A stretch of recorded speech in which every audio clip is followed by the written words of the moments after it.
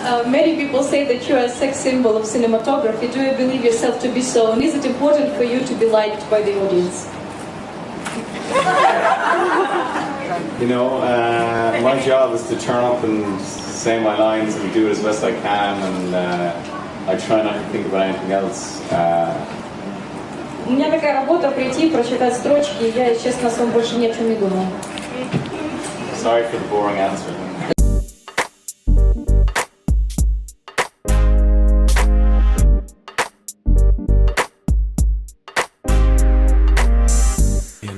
Are you aware of the disappointed Cillian Murphy meme on the internet? The what? The disappointed Cillian Murphy meme. I don't. It's a meme. So in junkets, the people, your fans on the internet are saying that when you're not speaking sometimes, you look like you're disappointed in someone a long way away. Oh, really? Yeah. What do you think of that? Well, I'm glad I know what a meme is. But these days can be a little long sometimes. You know? It just made him terribly self-conscious of himself at the moment. Obviously, when he's completely unself-conscious, he's ruined his life. I hope not. No. If it helps, they love me. I thought I was not exaggerating. Oh, good. I think I was exaggerating. I think I'm probably exaggerating. I was Do you think you'd like to work with Jamie again? No. He's probably saying something very different. Are you saying nice things? I'm saying like extraordinarily nice things over here. I am. No, great. Yeah, no, you're amazing. He actually said you'd be a great director. Yeah, did he? Or great director. Irish people are just such good liars. And it's not constrained by any formula, and that came from the whole spirit of jazz, which is the freedom to express yourself on your instrument, which has been lost. It can be argued through the 80s and through the early 90s with playing through pop formula, playing to songs that appeal melody-wise and that are based on 3 chords, whereas this is the freedom to go a bit further with music and to try different styles and different modes and get them into one formula and mix it down to something different.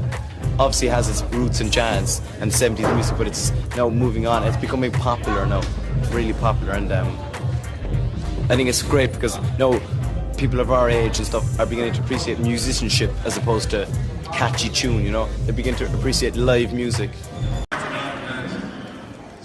Hiya, thanks for coming. I'm Cillian.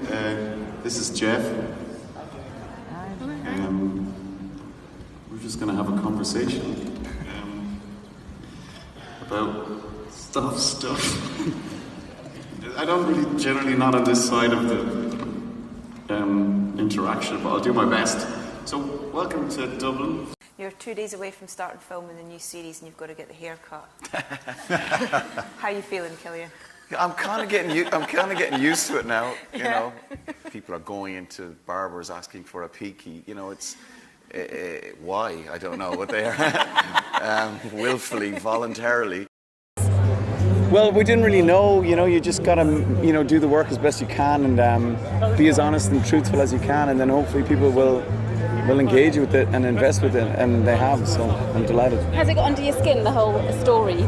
Yes, absolutely. And he's a very complicated character, Tommy Shelby, and it's quite exhausting playing him, actually, but I love it, so I feel kind of privileged. What about the haircut? Yeah, that's another issue. I wouldn't recommend it. Does it hurt? No, it's just my children think I'm ridiculous, you know. So, but apparently now it's very hip to get a haircut like that. And also, you know, even in not necessarily those scenes, but in just some of the more sort of emotional scenes, to have Sean right there beside us and being able to just, you know, just whisper to us, you know, direction and stuff was very, very powerful, and it felt very sort of safe environment. You should do it again. that was mostly to Jamie. Yeah, that was instant. How long had you been kind of wanting? I'm just going to ignore this as this unfolds. Nobody wants to see get used that. to it now. That's just shocking.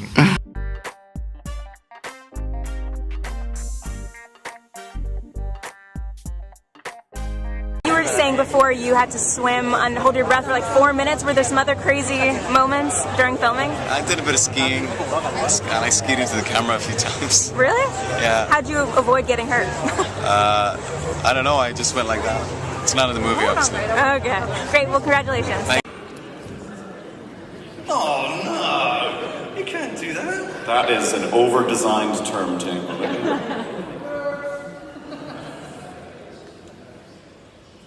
Right, let's give it a go. Skiing. I had to learn to ski in a couple of days. Literally, with you, we learned, didn't we? Yeah. Yes. Sort of. Yes. You were very good, though. You were good. We were all right. What was that ski instructor called again? Can't remember, Tom. Marie. Was it Marie? Maria. I don't know. Right, that's good, isn't it? But she was awesome. Yeah, we had great, teams to help you learn intensively and quickly, which is not an easy thing to do. Yeah, I mean, I was heartbroken. Yeah? Have you recovered enough now? Why is hair being chopped off at the moment? I'm still mourning. And just a couple of quick questions for a lightning round for our audience. Which emoji do you use the most? I'm not really an emoji guy. I prefer spelling words correctly. There is that one that's a smiling twirl of shite. Oh, you like that one? It's very strange. Apparently the emoji people have said We all grew facial hair. I mean, everybody. I think there was 11 moustaches on set. Sure, you'll answer different this time. Probably. Yeah. Okay, you shoot. Okay, Cillian, what do you love about your life? What I love about my life? Yeah, that is a very good question. I suppose I feel very lucky to be doing what I love.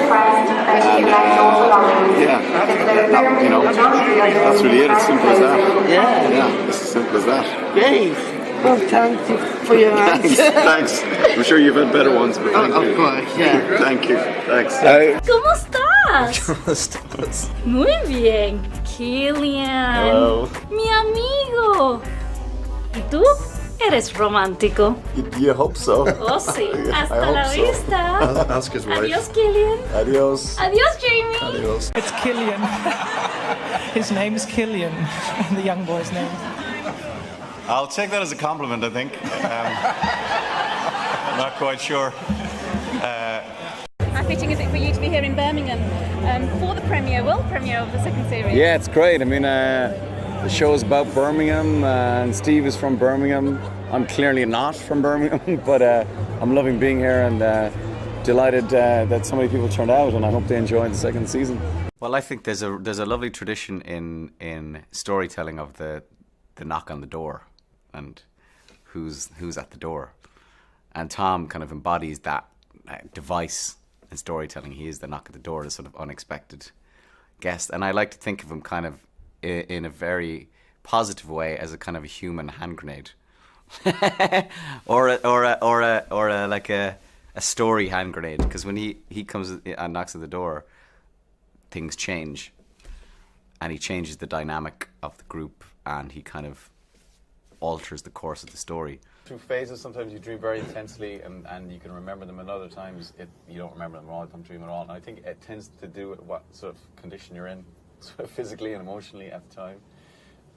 And they're so subjective that, and people say that listening to other people's dreams is the most sleep-inducing thing possible. Kirk is going to be all about, and you're tackling a very similar time frame. Talk to me about the relationship with Nolan and working with him once again on the new film. Well, I'm just very lucky. I mean, I met Chris on Batman Begins, which I guess is, I don't know, I generally judge it by how many children we've all had in the interim. So a lot. It's a long time ago, and he's been very loyal to me, and I think he's one of the few great original filmmakers that we have these days. We definitely thought about that every day. Am I answering that as well? You don't have to if you don't want to. We can move to the next question if you want. Sure. Yeah. Okay. An enjoyable experience for you guys? Made you want to work together again in the future? You must be so happy you get down to this. It's my turn. Yeah, well, it's so when you're casting a two-hander, it's always a gamble. Really, you've got to get it right, I think, and I think luckily this one worked out. I'm just bored of taking the mickey out of it, so I'm just gonna tell it straight. Did you guys feel that on set? You're like, he's so young. No, actually, no. It didn't really feel like that because he's such a good actor, and And I think that, you know, it was such an ensemble. Everybody was there for each other, and we all kind of looked out for each other. So no, he's all right. He can look after himself. He's Spider-Man. Yeah. Yes.